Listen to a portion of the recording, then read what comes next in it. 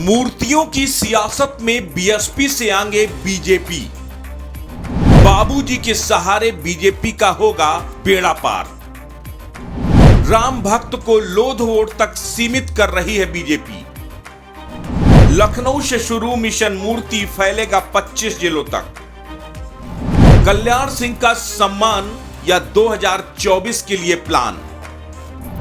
बेटा सांसद, पोता मंत्री, फिर भी सहारा सिर्फ कल्याण के नाम का।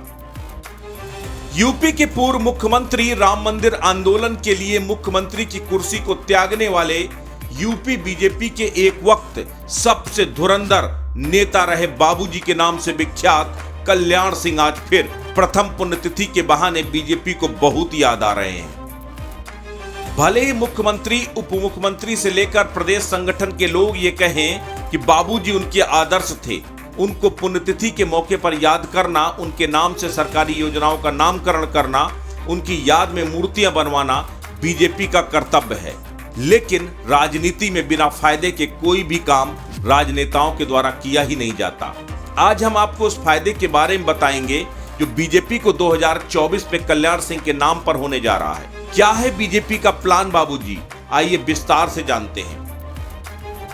सियासत में कब किसका कहां प्रयोग करना है, जिंदा रहते हुए ये कैसे करना है, मरने के बाद कैसे करना है, ये जरूर आना चाहिए। आज शीर्ष पर बैठी बीजेपी को ये काम बखूबी आता है।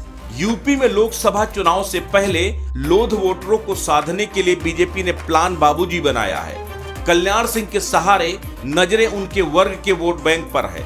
दरअसल यूपी में लोध जाति के सबसे बड़े नेता पिछले 4 दशकों से सिर्फ कल्याण सिंह रहे हैं।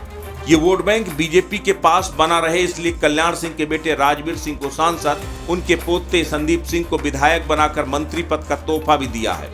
यूपी में करीब 8% लोधी हैं। बीजेपी इस बड़े वोट बैंक को अपने हाथ से किसी भी हालत में जाने नहीं देना चाहती, जिस पर सपा समेत अन्य दलों की नजर है।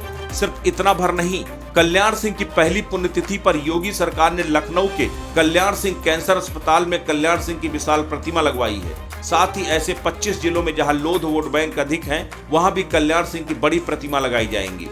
इतना भर नहीं, बीजेपी पूरे प्रदेश में जन जागरण अभियान चलाकर ये बताएगी कि लोध जाति का हितैषी अगर यूपी में कोई दल है तो वो दल है भारतीय जनता पार्टी।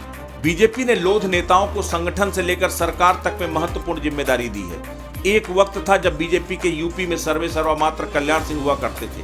फिर वो भी वक्त आया जब अपनी पार्टी से नाराज होकर बाबूजी बीजेपी छोड़कर चले गए थे। ये अलग बात है कि घर वापसी हुई और राज्यपाल भी बनाए गए। आज फिर उनके इस दुनिया से जाने के बाद वक्त ने करवट ली है। आज फिर उनकी पार्टी को राजनीतिक लाभ के लिए ही सही उनकी याद आ रही है।